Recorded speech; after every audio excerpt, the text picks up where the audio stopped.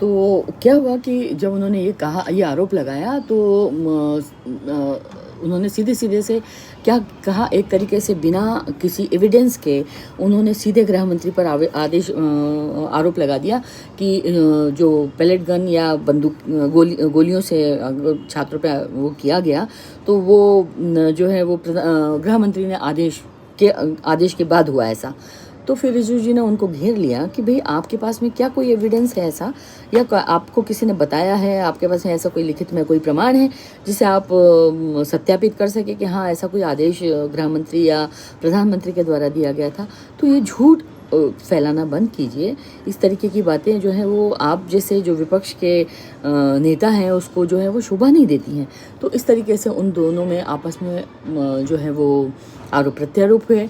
ठीक है, सरकार ने गृह मंत्री पर जो उन्होंने आरोप लगाया था कि सरकार सुधार की बजाय जो है वो प्रदर्शनकारियों की जो आवाज़ है उसको दबा रही है। उन्होंने गृह मंत्री और प्रधानमंत्री की जो गृह मंत्री जो है उनकी और सरकार की कार्यशैली है उसका ऊपर भी प्रश्न चिन्ह लगाया, जिसको बाद में उनको कहा गया उनको कि आप माफ़ी मांगिए। इस तरीके की बातें जो आप भाषा जो है वो आपको शोभा नहीं देती। विपक्ष में फिर उन्होंने तर्क दिया कि केवल कड़े कानून या सज़ा तय करने से समस्या हल नहीं होगी, जबकि परीक्षा जो है आयोजित करने वाली संस्थाएं और राजनीतिक जवाबदेही जो है उनमें मतलब बुनियादी बदलाव न किया जाए।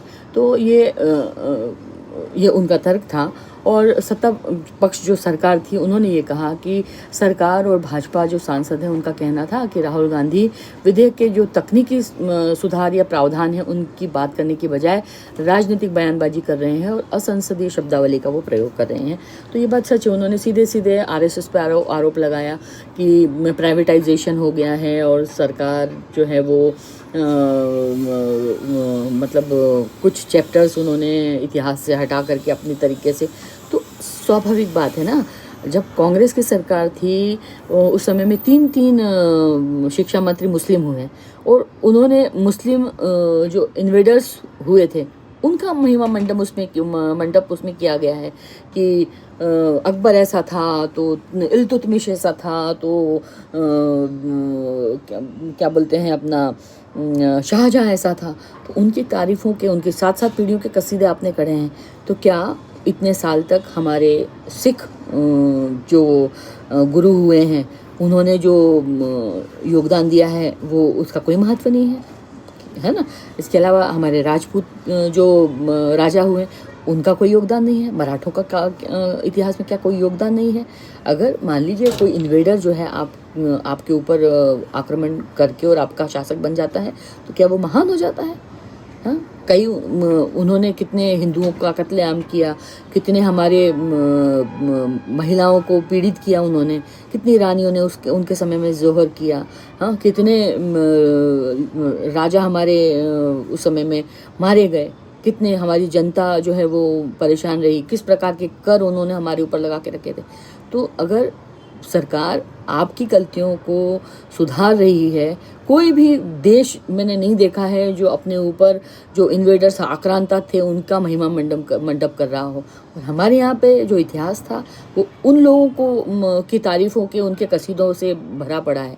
तो क्या हम हमारे बच्चों को यही सिखाना चाहते हैं कि जो हमारे ऊपर आक्रांता आए हैं हम उनका महिमा मंडन करें? नहीं। तो इसमें अगर सरकार ने सुधार किया है तो उसमें क्या गलत है? हाँ, हमारे यहाँ पर भी बहुत अच्छे राजा हुए। आज भी हमारे यहाँ पर हम्फी देखिए, उसमें वहाँ उनका स्थापत्य कला देखिए, उनकी जो आज तक के वो उनके बने हुए मंदिर देखिए, उनके समय के बांध देखिए, उनकी शासन व्यवस्था देखिए, उसमें आपको कोई गुण नहीं दिखता है। भारतीयों में कोई गुण नहीं दिखता है जो भारत के रहने वाले यहाँ के प्रशासक रहे हैं। तो इस तरीके से अगर आज आपकी गलतियों को सुधारा जा रहा है तो आपको धन्यवाद देने के बजाय आप जो है वो छीटाकशी कर रहे हैं, आरएसएस को बुरा भला बना रहे हैं। आरएसएस के बारे में आप क्या जानते हैं? क्या जानते हैं आरएसएस के बारे में? आप आरएसएस के बारे में पहले पता कीजिए, तब वो कीजिए।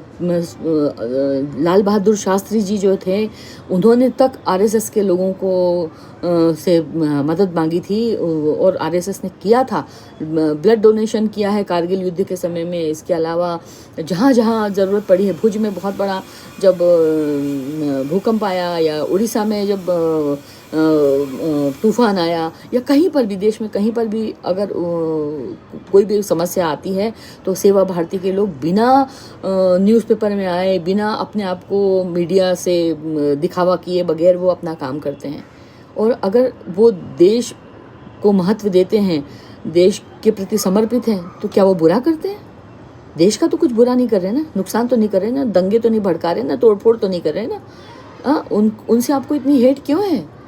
तो ये सवाल बहुत बड़ा है कि आप हर बार आरएसएस को, मोदी को और हमारे यहाँ के उद्योगपतियों को गाली देते हैं। ये अच्छी बात नहीं है। आज हमारे यहाँ के देश के उद्योगपति अगर काम कर रहे हैं तो कितने सारे लोगों को रोज़गार दे रहे हैं। कोई भी देश ऐसा नहीं है जो अपने उद्योगपतियों को गाली देता होगा, लेकिन हमारे यहाँ के विपक्ष, शर्म आती है इन ऐसे लोगों के ऊपर जो इस तरीके की हरकत करते हैं। तो ये बहुत सीरियस बात थी जो मैं आपसे आज शेयर करना चाहती थी। तो अगर आपको मेरी बातों से आप इत्तेफाक रखते हैं और आपको मेरी वीडियोज़ अच्छी लगती हैं, तो प्लीज़ मेरे चैनल को लाइक, शेयर और सब्सक्राइब कीजिएगा। Thank you.